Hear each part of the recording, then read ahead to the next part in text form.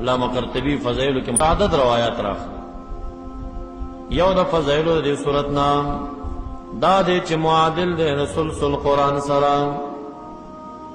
یو دل قلہو شریف دلسو سفارو اجر لری تاویل دا محدثین تزیاب مکو چھ سلس پدی تاویل پدی تاویل بس ظاہر بانی چھ پری خود علی شفت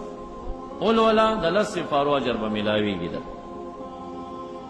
یو دل نبی علیہ السلام اعلان کئی راجم شیطا اس دلس سفاری تلاوت کوم صحابہ راونش اڈیر منناک خلق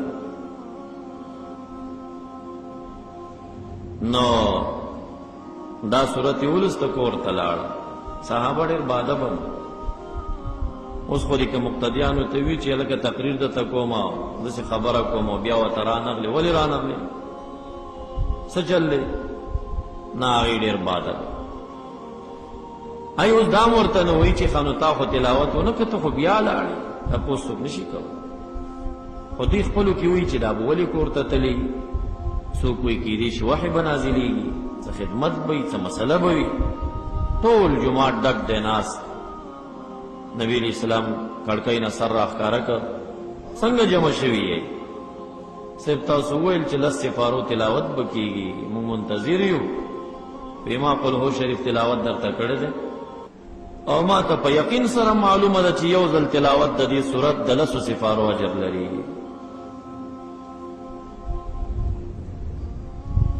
یو امام آغا چار منز کولو نیوزل بے قلہو شریف الستلنو بیا بے بل صورت لست نو دا مقتدیانی پڑی رو قلہوگانو تنگ نو ارتوی ویل چا صاحب دا قلہو شریف لک پریک دا چا تبل صورت منتوایا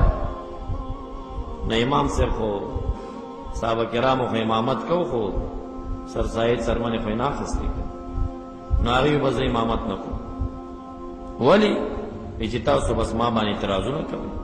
دسر امامت نکو نو امام ہم دمرا خدای پرستو چی دسی خوی نوی چی بیا خو کنا روزی نشترا بس چل کی گی دی تناس نو بس نکوم امام جواب ور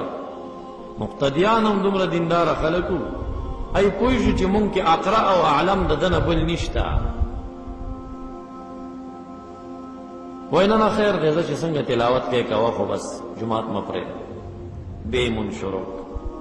بیا ورته چاوی چې خو یو بل صورت وایو نه کوم امامت مقتدیانو دې نه پرې خود نو اوس خو مناسبم سرسایه سرمنو ته لګیاوی او مقتدیانم پاغه مناسب ډېر خوشاله ای چې د حاجی سے په سر درد راشي نو دې نیق کوړه ورسېدلی دا بزرگ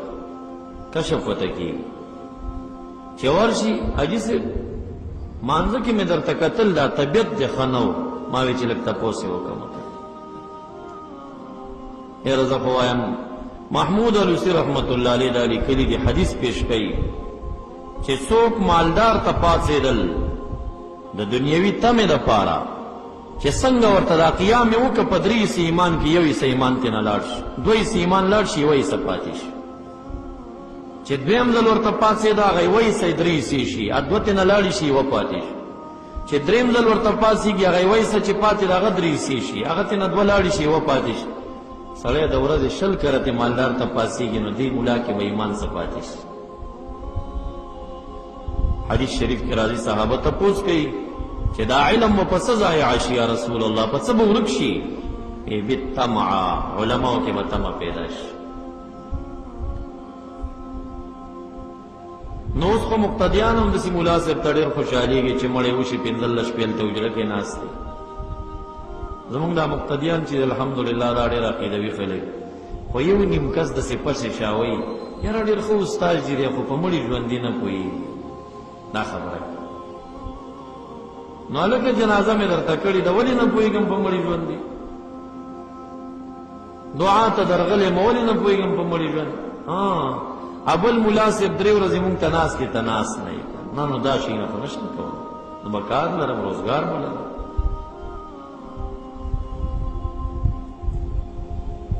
یو رد را تیو پا دسی گپ کی ہوئل چی مولانا سب تڑیر قضائی کے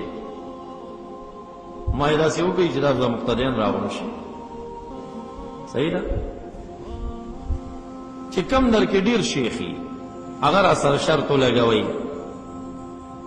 چی کم در کے دیر شیخ تاسو به نه قضا کوئ دی جمعات کې جمع او زه به نه قضا کوم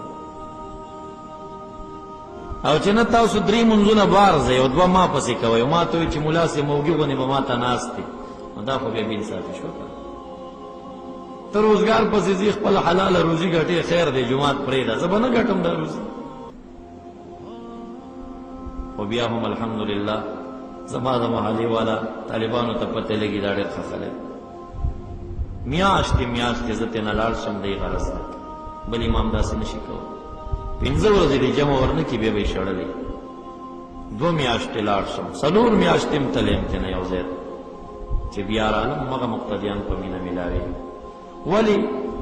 ما دوی سره د دې 15-14 کالو نه دنیا پرستۍ کار نه دی کړی چا اخلاص کړی اخیستی م دی خو زه چې دلته راغلم زما دا مقصد دی چې د دې مقتدیانو اصلاح وشي دی د وهابیت نه خلاص شي دی د پنجپیریت نه خلاص شي دی د غلطې عقیدې نه خلاص شي چې کله تا دا قرباني ورکړه ته خیرخوا د دی شوې مقتدیان به خپله په تا مهربانوي دی خو ډېر مینهناک خلک دي خو دلته دا مولیان دنیا پاره شو چې مولا دنیا پاره شه مقتدي به قدر نه کوي نو چې ارضي ته امام زی بس امامت دې لپاره کوي چې دا قوم ته رالم زه به د اصلاح کوم کما ته سره کیم زه به اصلاح کوم که نه ریم زه به اصلاح کوم خدای تعالی به دا تاسو ته داسې تابع کړي چې بیا بس تاسو هر مشکل په همدې مقتدیانو پوروئ دا بس تاسو فوجي هېڅ خبره به تاسو ته مخې ته نه راځي خو د دین خدمت وکړئ نو هغه ورته وایي زه امامت نه کوم بیا مقتدیان وایي چې دنه عالم نشته دی بیا یې راټینګ یو صحابي لاړه نبي علیه السلام ته په شکایت باندې دلته مونږ ته یو امام دی او قل هو شریف نه بغیر بل څه نه لولي چې لولي اول دا لولي بیا بل صورت مونږ ورته ډېر وي خو جومات راته پرېږدي تاسو ورته سوال وکئ چې لږ بل صورت وایه نبی علیه السلام راوغوښت ته دا قل هو شریف ولې ډېره لولي یا رسول الله والله انی احبها قسم بالله دا مې خوښ دی په دې ټولو صورتونو کې مې دې سره مینه ده نبی علیہ السلام په مسکا شو ان حبها تدخلك الجنه د دې صورت دا مینه دا وتا جنت ته دنګي چې تا د دې سره مینه ده جنتی او چې کله تبوک ته نبی علیہ الصلوۃ والسلام لاړ نو د انور رڼا کمزوري او صحابه عرض وکړ د انور رڼا ولې داسې ده داسې پلوشۍ لرله دا د عام ورځو د رڼا نه بدله وه لکه د دې سره چې بله رڼا مکس کېږي داسې یو بدله رڼا وه نو جبرائیل علیه السلام راغی نبي علیه السلام ته تپوس وکړو دا رڼا نن ولې بدله ده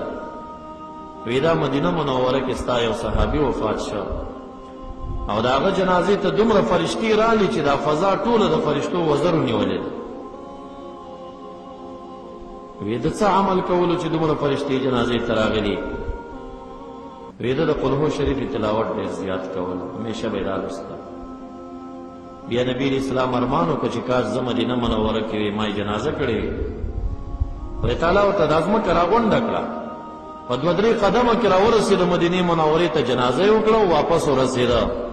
دې ته معجزه د طی مکان ویل کېږي علامه قرطبي په دې ځای باندې ذکر کړی قل اعوذ برب